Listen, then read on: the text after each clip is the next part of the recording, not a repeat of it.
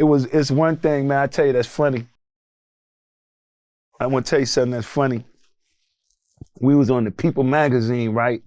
And when we used to go to Miami, I used to, I built me a motorcycle from scratch. You know what I'm saying? I built it.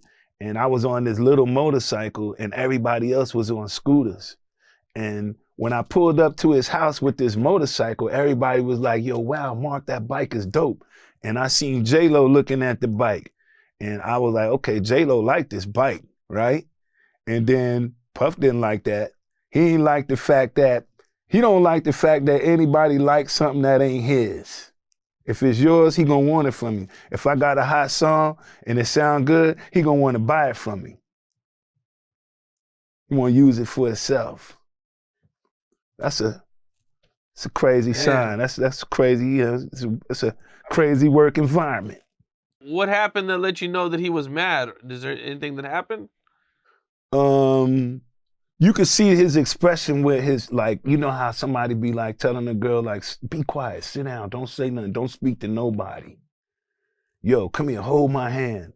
Go over there, do this, sit down in the car. Matter of fact, don't even be here right now. Could somebody take her out? That kind of stuff. You know, real insecure. But you know what? I really couldn't blame a lot of his females or for liking other people, especially other people like me. Because you could see so much more in a person like me than you probably, they could see more in me than they could see in him. Because in him, they don't see, you know, that he's in love with himself, but other people may not be in love with him as much as he's in love with himself. You know, it's a lot of females who I know he was dating that would say, you know what, I'm not just going to date him because he got money. I still want to go and hang out with you and do this. And you'd be like, well, you hanging out with me is great to mess up my music career. It's going to mess my business up. So you'd be like, yo, let's just hang out with each other where he don't see it then. What do you think was like his most jealous moment that you had with him?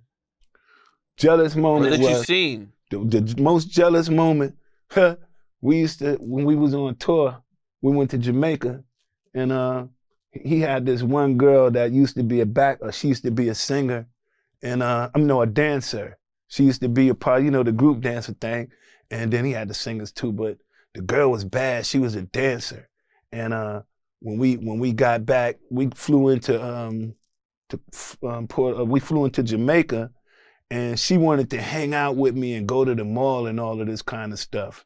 And I ain't gonna lie, I did have a little fling thing going on with her, but that was between me and her. And nobody actually knew nothing about it because, you know, I ain't kiss and tell all the time. So we get back and he was like, yo, Mark, have you slept with her? And then I was like, I don't want to lie and say no, because then I'm not going to seem like a man. So I was like, yeah, I slept with her. And he said, how did you sleep with her? I said, I slept with her because she liked me and all of that. So then after that, he moved the girl to another hotel. He made sure that she didn't hang around nobody on like the B part of the team. He was A team. He rode with the A bus. I was on the B bus. I rode with just the artists and the singers and some dancers. His bus is Puff, his manager, and whatever else might be on his bus. He made sure she didn't get back on that bus no more. You know, and then he looked at me one time. He was like, Mark, you date girls like Black Rob like. I was like, yo, so what's wrong with the girls that Black Rob like? And then he was looking at me like he wanted to hit me. He was like, yo, you know, he was like, yo, you look like you want to fight. And I was like, I do. So every time Puff used to see me, he used to say, Mark Curry, do you still want to fight? And I'd be like, yes, I do. I still want to fight. Every time he see me or he called me. When he called me about the publishing, one of the first questions he asked me is, Mark Curry, do you still want to fight? And I always say, yeah, I still want to fight. I still want to fight. How was the JLo and Puffy relationship compared to any other relationship you've seen him in? Did he treat her different, or do you think he treated her the same? Man, no. I don't really think JLo had many relationships with Puffy's friends. Like Kim dated Albie Shore, she dated Dallas Austin. With JLo, I don't recall her dating too many other people before Puff because she had just came from In Living Color, right? So he really, really liked her. He really, really liked her. But obviously she really, really liked other people. And that relationship went sour because I don't think, I saw a lot of things like Puff being controlling in that relationship. And I don't think JLo was really the kind of person that stood for control, like being controlled. And you know, the kind of people, what is she, Puerto Rican or something like that? Them girls get violent, yo.